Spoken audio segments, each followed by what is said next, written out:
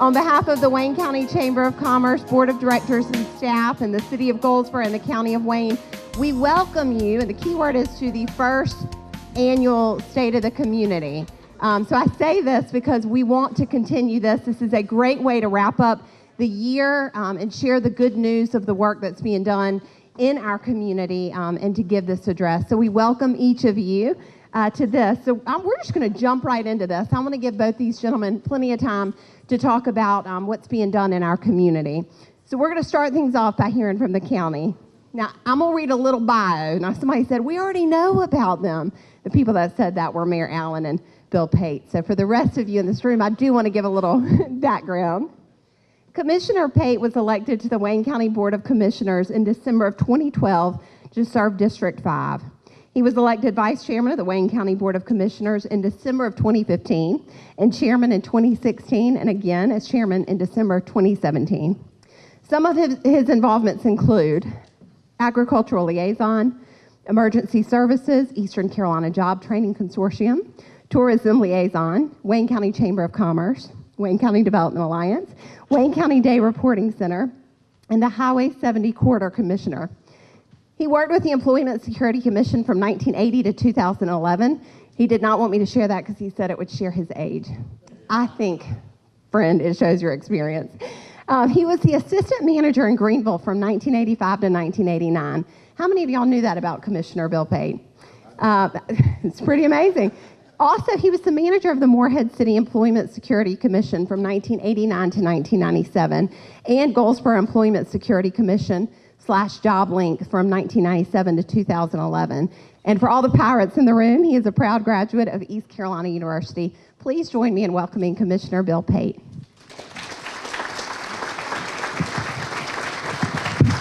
I don't like to hold them while I talk. Thanks a lot for allowing me to be here tonight. And I especially want to thank the mayor. This is the first time he's ever allowed me to speak before him. Now that we're talking on different subjects, it's okay, because normally he takes up all of my material when he's talking. But we've had a lot of good times together doing this. Our staff and myself, we talked about how we were going to do this, rather than me just standing up here talking for 30, 40 minutes is not what you wanted to hear. I understand that, George, you went over to the chamber and talked about all our projects, and it took you, 2 hours? And that was, 40 projects? And there's actually more than that going on. You don't want to listen to me talk that long, and I don't want to talk that long. And Chuck and I are standing between you and a cool beverage back there and food, so we're not going to take up the whole evening. What we're going to start out with is our Public Information Office put together a video, and I'd like to, if you go ahead and turn that on so they can see that. It really tells the whole story.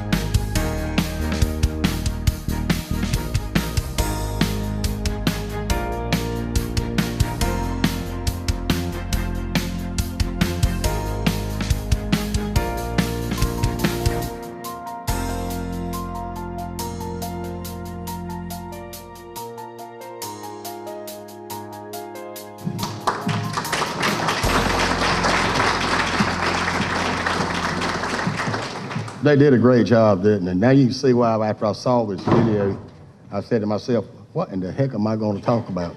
Because they've covered it all in this video, they really did. But I'm not going to let you off all that easy, so we're going to have to talk about a few of the slides and go through that. So if you could get me to the PowerPoint. Oh, over there. Good man.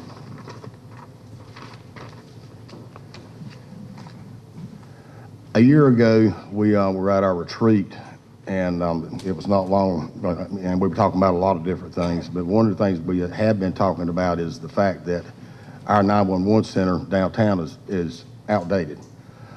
We thank the Jeffries family certainly for giving us that building, but the call volume has gone up so tremendously that we need to put more people answering the phone so we can make sure that we get fire and law enforcement people to you as necessary.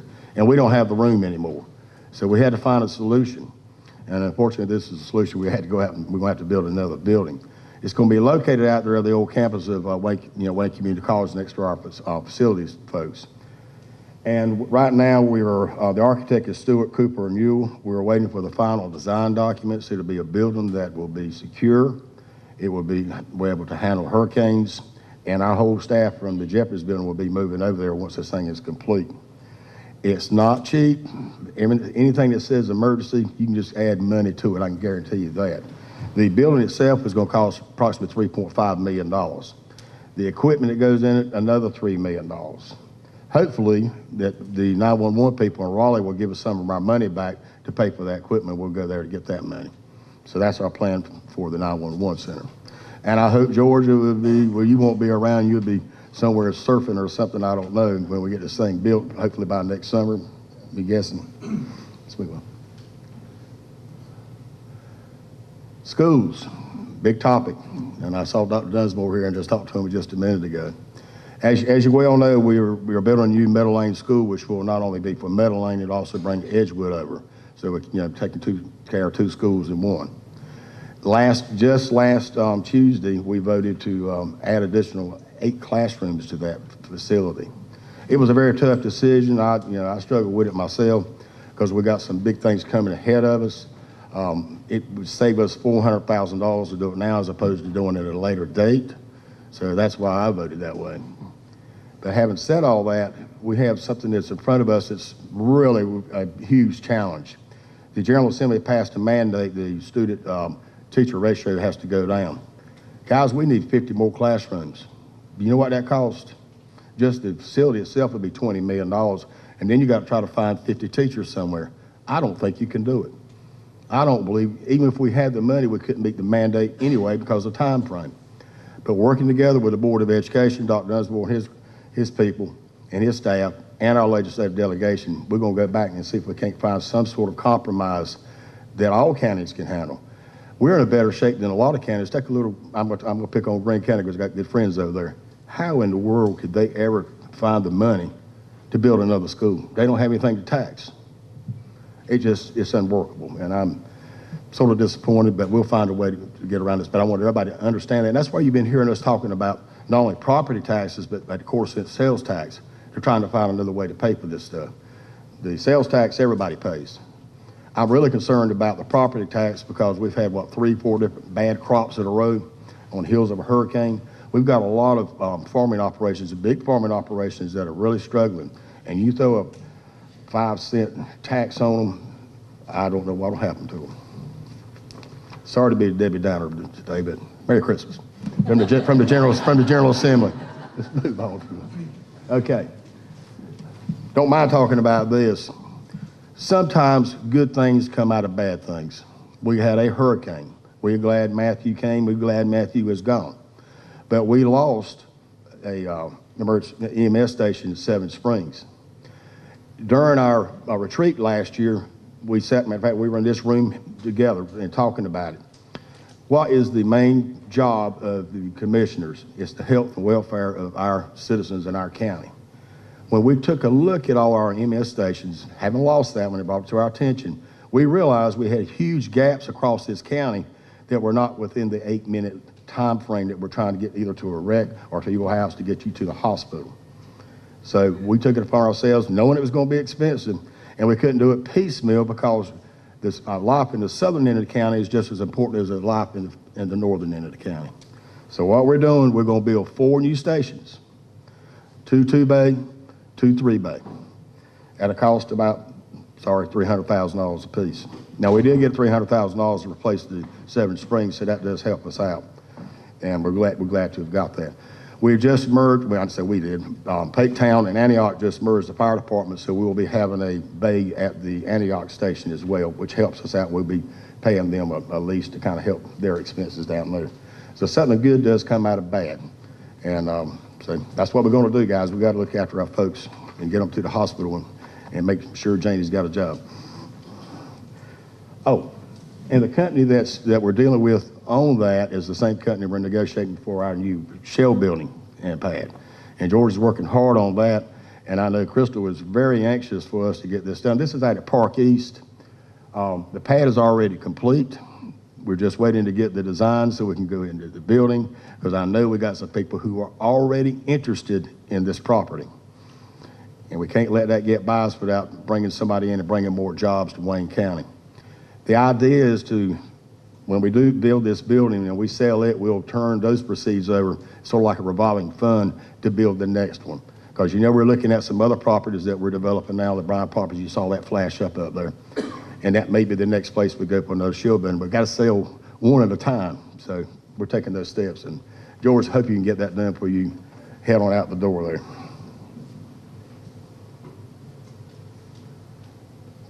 Up too far. No, one more. Public safety. There you go. We're in charge of all the, setting the tax rates for all the fire departments. And then we always look at our fire departments with our contracts from year to year. And we got to looking around, and all these fire departments, and remember, all these people were volunteers, and we couldn't do it without them, so I'm not being hard on anybody. But we sort of had a shotgun approach out there in terms of training facilities. They're scattered all the way across the county, and they're using tax dollars to build these things. What made more sense to us was to put it in one place, Wayne Community College. They've got to go there anyway to get their, take their classes, to get their levels or certifications and that kind of thing. So it just makes a lot more sense to do that. I think George, and as part of the Firefighters Association, part of the community college, they went out across the state and have looked at a number of different sites that have been built across the state. Will we build all ours at one time? No, we're not going to do that. It'll be done in phases, but in the long term, you'll get better training, and it'll be one place. It'll save tax dollars, and I think it's just big and a good thing for Wayne Community College as well. It helps grow their population out there. Moving on.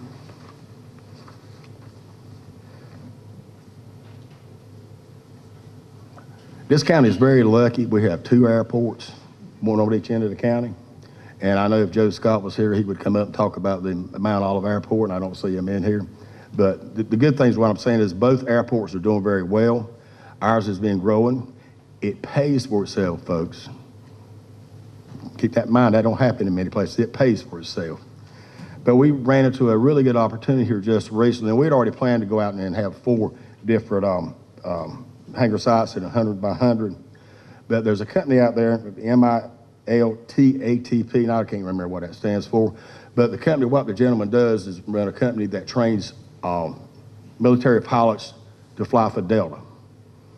And he wants to better than double his operation.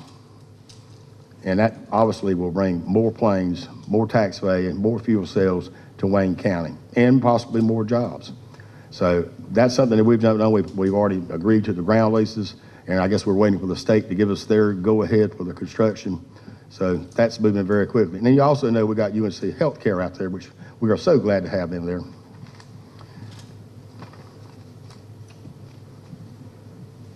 I threw this one in because I keep getting a lot of questions about it. The snag and drag program we got going on. We bid this thing out this past summer, and the bids came in much lower than we'd imagined, which we were pleased to see that. So we went back out and broadened the scope of the program to encompass bigger parts of the county.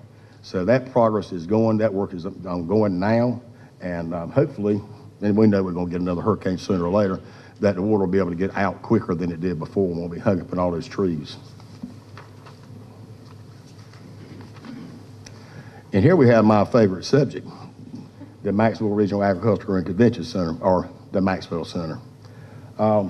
We had lunch out there today. TA11 gave us a little appreciation lunch. It was really for George, because he's going out the door. But the place looks great. And if you haven't been out there yet, you will soon be able to get out there and see it. It is just it's going to be immaculate. It is a prize for Wayne County. Thank you, Steve, for talking me into doing this years ago. But anyhow, the timeline on this thing, it said 90% complete. David Lewis, the superintendent, who's done an excellent job, is telling us that it'll be done by Christmas.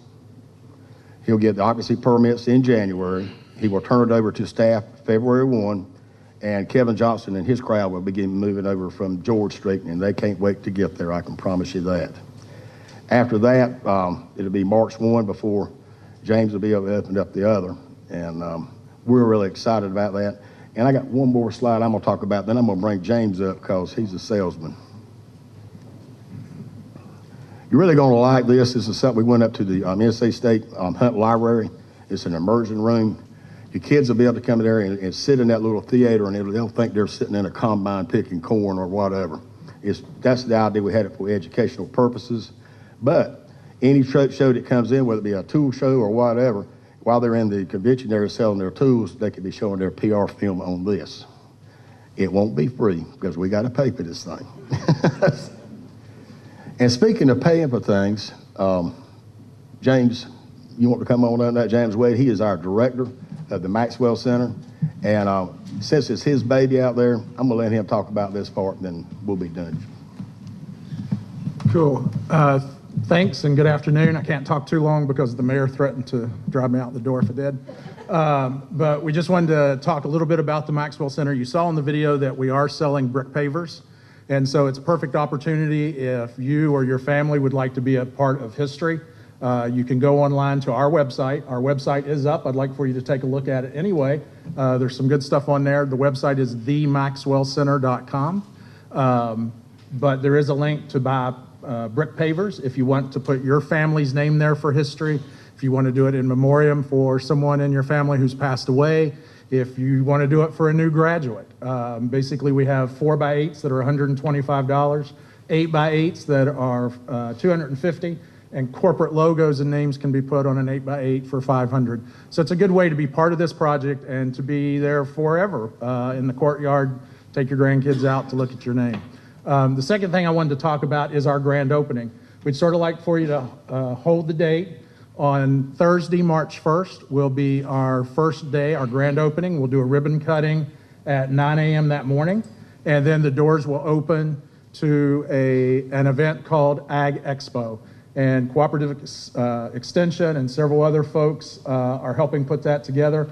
So we'll have all kinds of educational, agricultural information set up in the room, different exhibitors showing folks and showing some kids coming in from schools, all about agriculture.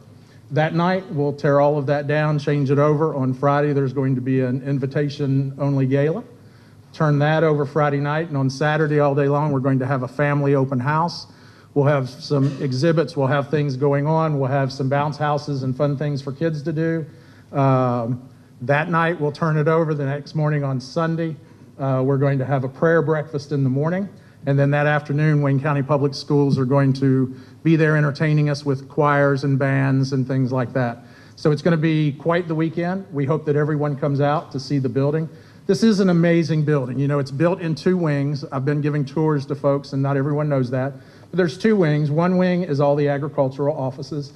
So we have Cooperative Extension over there. We have Wayne Soil and Water, and we have the Federal Farm Services. And those are fantastic offices. They're set up in a great way for folks to come in who need help from any of those agencies, to meet with them and all of that. There's a great room there for 4-H to do all of their projects. And then the other wing is the ring that we'll be renting out. We've got 4 meeting rooms, and then we have the big hall, which is about 14,500 square feet. The big hall can seat 850 to 900 people at a banquet of rounds. It can also be divided off into 4 different size rooms.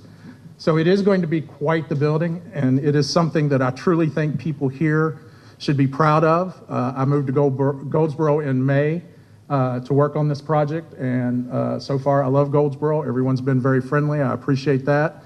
but I think that everyone who is from here should be very proud of this building when it opens. It is going to be a showpiece.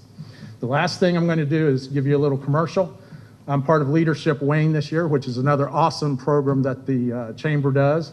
And as any of you that have been in the past, you know every year we do a project, and we have to raise money in order to do that community project.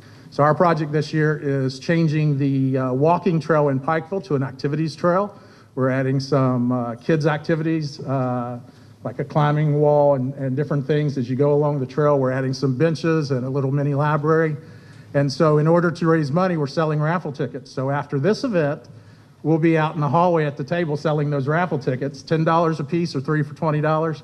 There's some good prizes, but the reason I'm telling you now, tied in with the Maxwell Center, is one of the prizes is a $1,200 credit toward rental and equipment at the Maxwell Center. So any of you that have businesses, any of you that have a wedding coming up where you need a place for a reception, you need to buy a ticket because you might win that $1,200 credit. Thank you very much. If you have any questions, I'll be around. Love to talk to you about renting the space. You guys have a good day.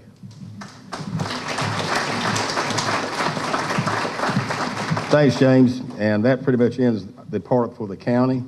Jack and I have kind of agreed that we're not going to take questions unless you really badly want to do that, because we don't have that much time. And what I told him, I was going to tell you guys, if you got questions, George will be outside. You can talk to him just when you got there. Thank you very much.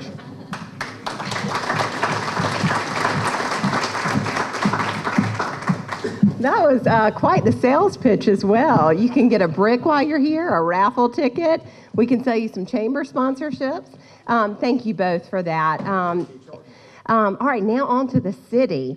Chuck Allen is a business owner, developer, and committed Goldsboro leader. He has served Goldsboro City Council since 1999 and continues to work for a better Goldsboro as mayor. Chuck formerly served as chairman of the Wayne County Development Alliance board. Is also chairman of the Goldsboro Metropolitan Organization. He currently serves on the North Carolina Military Affairs Commission, is a board member of the Wayne County Chamber of Commerce, and founding member of the Highway 70 Corridor Commission. He is involved in numerous other community efforts, all focused on the betterment and service to the city of Goldsboro and its residents. Chuck is a graduate from 1978 in Goldsboro High School, and for the Wolfpack fans in the room, he is a graduate, 1984, you can do the math on that, from NC State University. Please join me in welcoming Mayor Chuck Allen.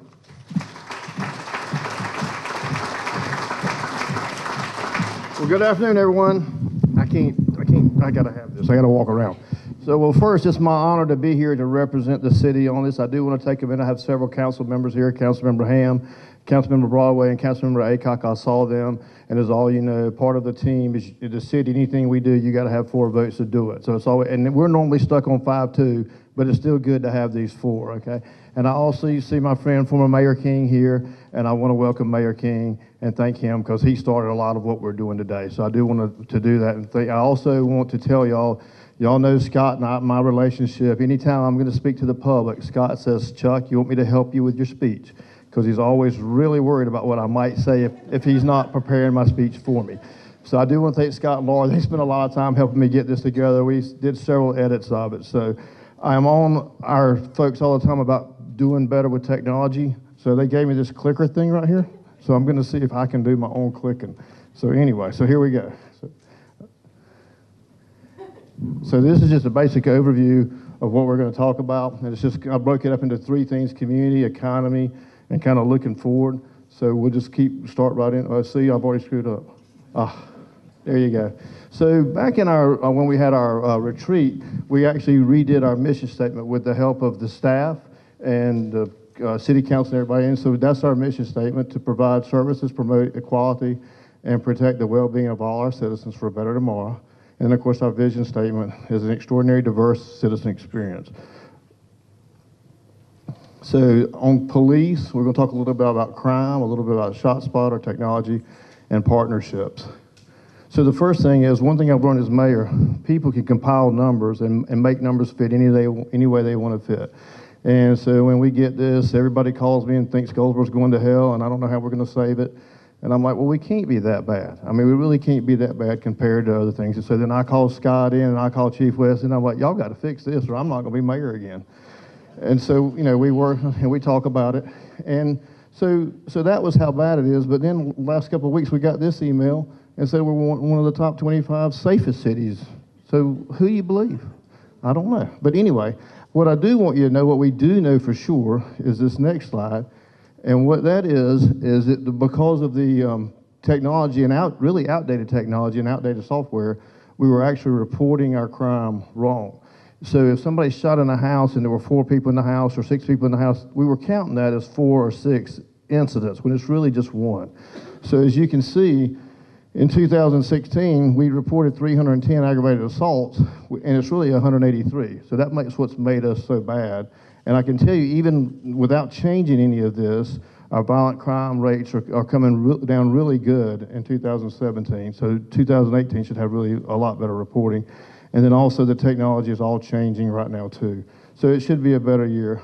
A lot of things going on in the police, and we spent well over $1 million in the last couple of years doing better things, better police cars, higher salaries.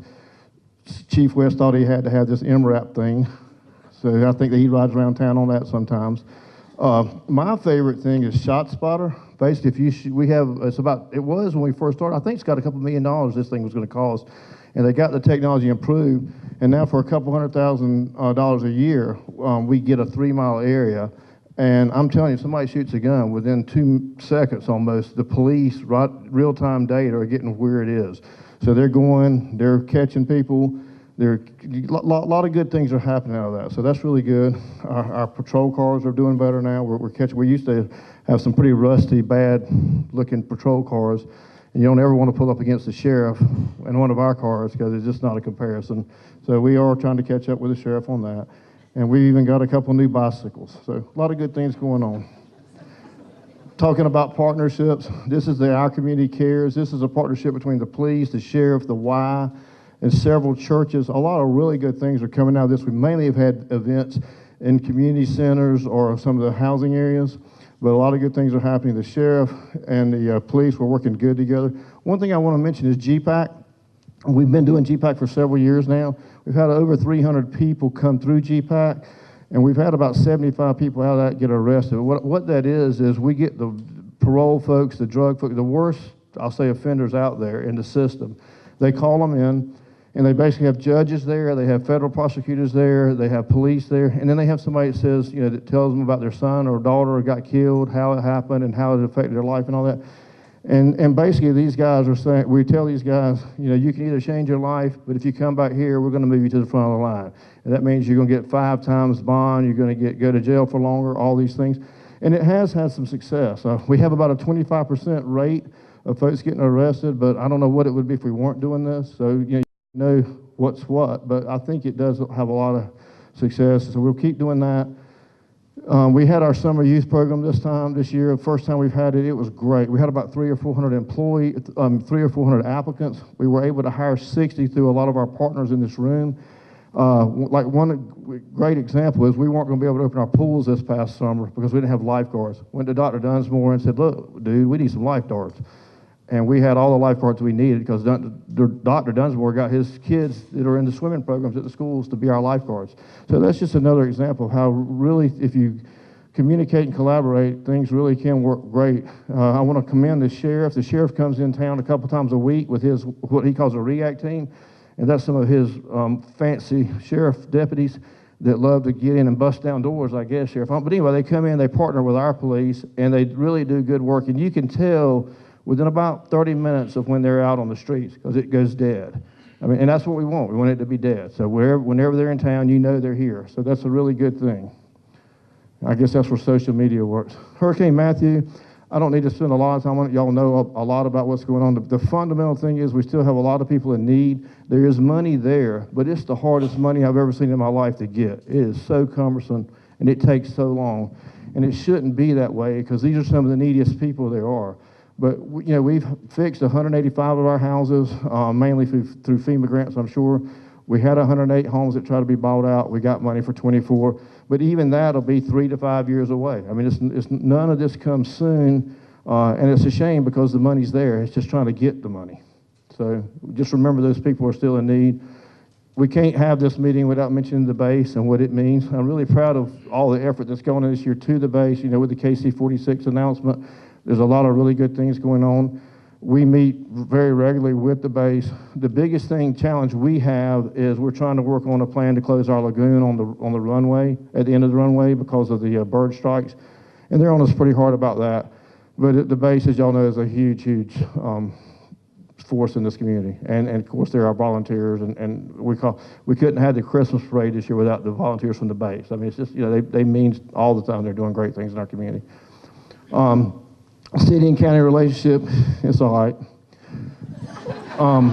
No, really, I'll tell y'all, in my 20 years of being here, the city, the county, the schools, the base, we're probably doing the best that's been done in 20 years.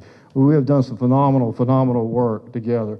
The event center, which is this center you're sitting in, the county gave us a donation for it. The multi-sports, they loaned us $3 million for that at a kind of a high interest rate of 1.5%. We're trying to get 0, but we're working on it. The Maxwell Center, we gave them that land just free, just gave it to them.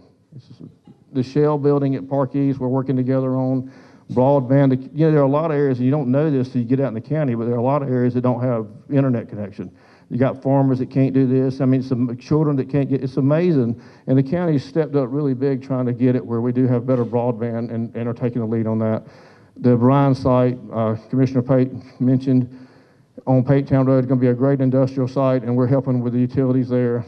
This next one is a real big deal, but just remember it's a $10 million deal, and then when I get to it, I'll tell you more about it.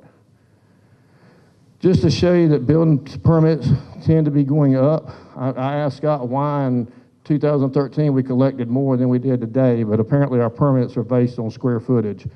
But I will tell you the value of the permit seems to be holding well. Now this year the hospital, thank you Janie, did a little bit of extra work, and the school is in there. So that's why it kind of bumped up pretty high this year, were those two things. And that would be 2017. But things seem to be trending well in our buildings.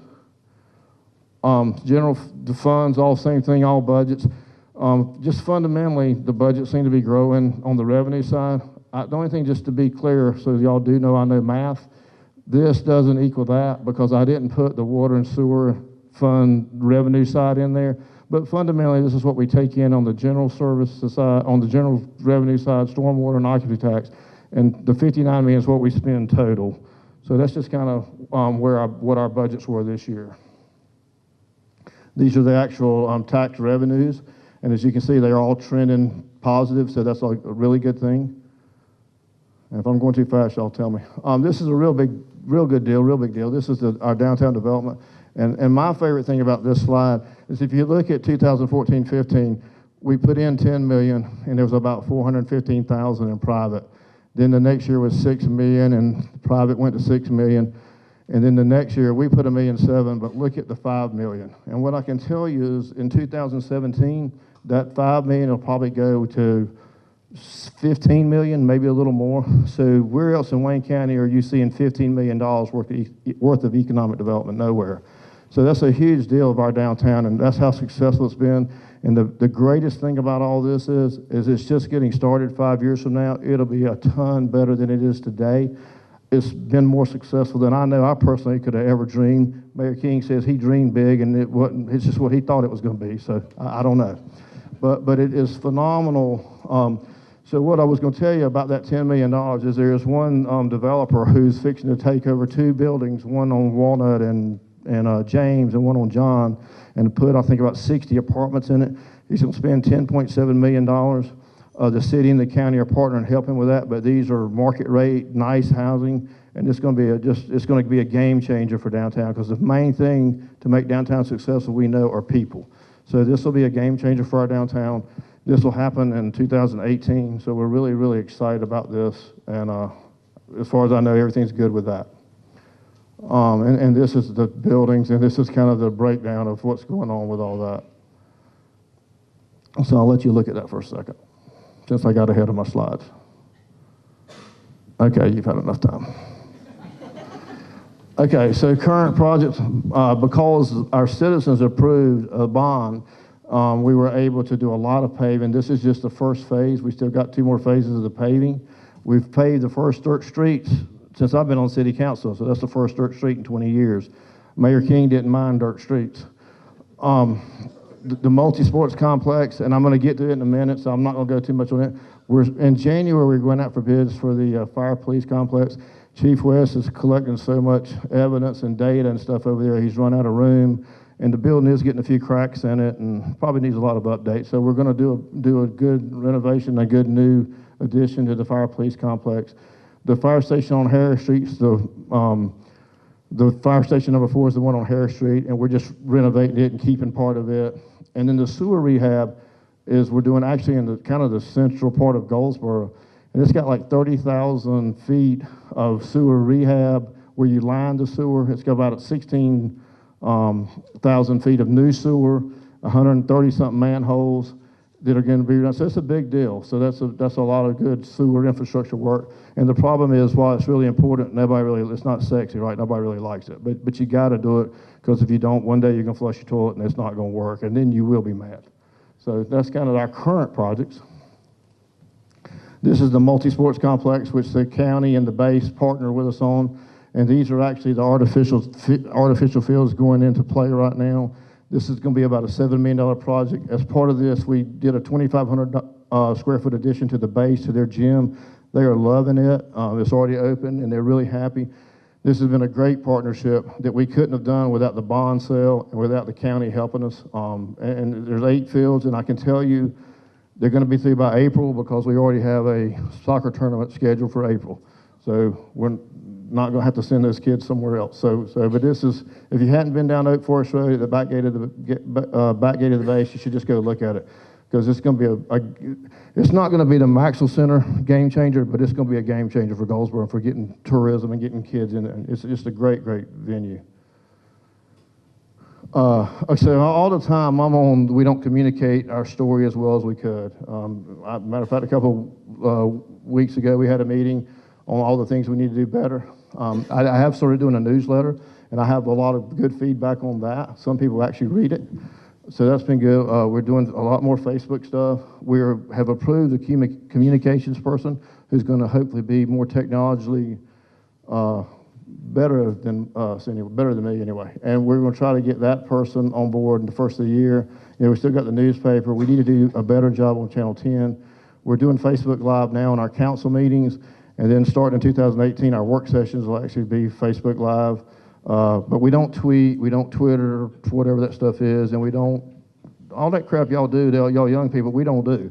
So we're going to do a better job of that, and try to get, because the one thing I have learned, people get their messages from, nobody gets their news from one place. And now the news is so fast, I want to be able to counteract whatever the news is. I mean, we need to be able to put our story out there, and we haven't done as good a job as we should on that. So we're going to up our game in that in 2018. Future city projects. On the land that we gave the county for the Maxwell Center, we kept about 5 or 6 acres. We're working really hard to try to get a first-class hotel out there. It's not as easy as I ever thought it would be, but now that the Maxwell Center is built, I think that'll help us a lot. I think first people didn't know if we were really going to build it or not, because remember, we talked about it for 20 years before we ever built it. So I think now that it's built, and on top of that, we don't want just any hotel. We want a hotel that's really a nice hotel, has a little bit of a restaurant type thing in it. So we are sending that out for hotels and restaurants. So hopefully we'll have something good on there. Herman Park Center, I do believe it'll happen. It's a new center, a new recreation center at Herman Park. I think it's a couple of years out. The design is about $1 million, and before we spend the money on design, we need to be sure what we're getting and that we're on board. So we're still having conversations about that. Phase 2 of the street resurfacing will be another $2.5 million project. The next 2 paved streets we're going to do is Chestnut, which is off Slocum, and then Oak Hill. Those are our next 2 dirt streets to be paved next year. And then just in partnership with NCDOT, we're doing William Street from the new bypass to the old bypass, and that starts in 18. Royal Avenue, Central Heights. I'll take a minute to tell you about that. Anybody that's gone down Berkeley at Royal and Central, the dog leg, we're going to take the dog leg out, which takes one signal out of the lights, so that'll be good, or one timing out of the lights. We're also going to take Central Heights and go through what we know as Fallon Boulevard and tie Central Heights Road into Berkeley, up there by the apartments, a little further up on New Hope. So that'll be another access point. So that's going to be a really good project for us. we're going to widen Wayne Memorial, or we're not, DOT is going to widen Wayne Memorial from the Maxwell Center to the new bypass, and the same thing on Berkeley. And so those are going to be some really good game changers as far as moving traffic in and out of the city. Our Tiger Grant, we had a really good meeting with the federal folks this week. I feel like now we're finally getting this thing to move forward. I think you'll see some design stuff happening in 2018 and hopefully construction soon after that. But that's going to be another $6-7 million downtown project that there again is going to change the end of downtown and really will be our final, I think, phase of what we do as the city doing that.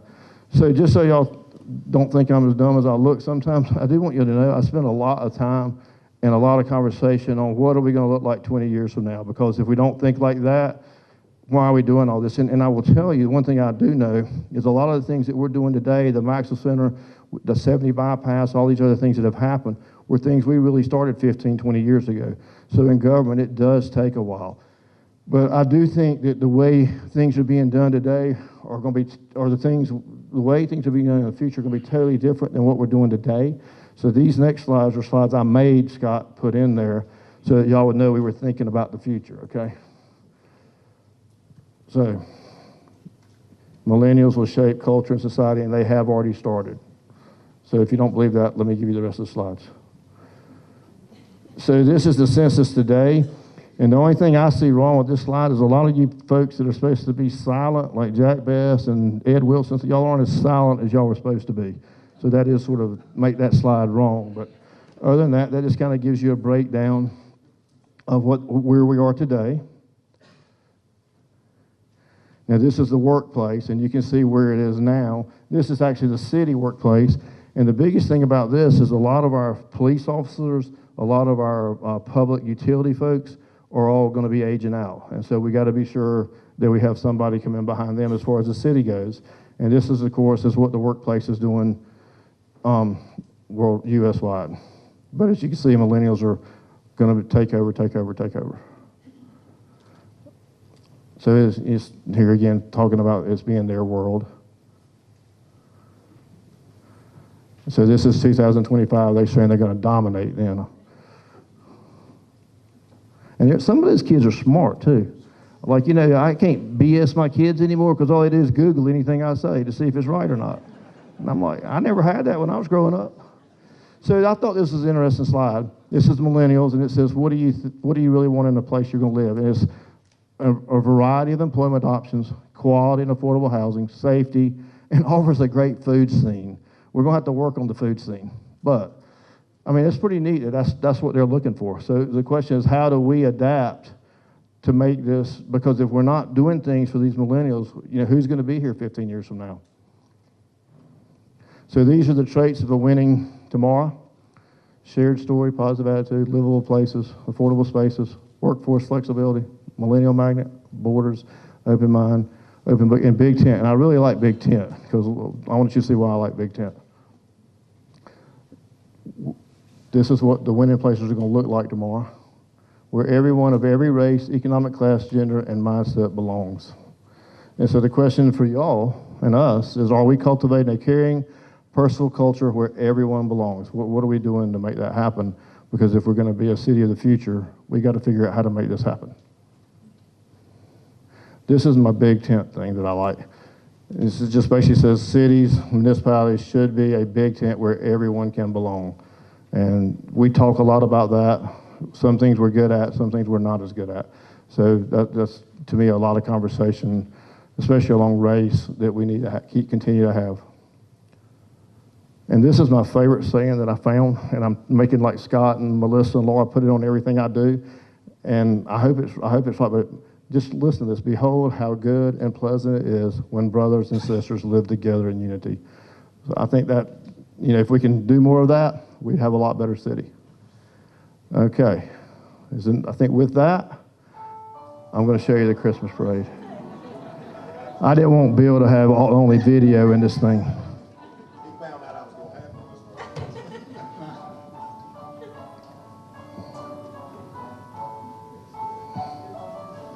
This is a chamber-sanctioned function.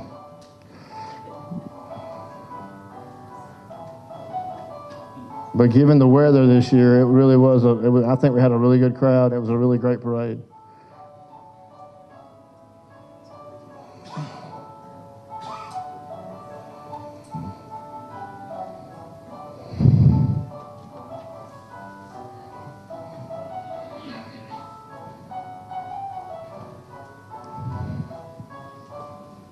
How long's it go? Well, we're done with that parade. Let's go. There were 203 entries. It takes a while. There's 203 entries and the parade's done. All right.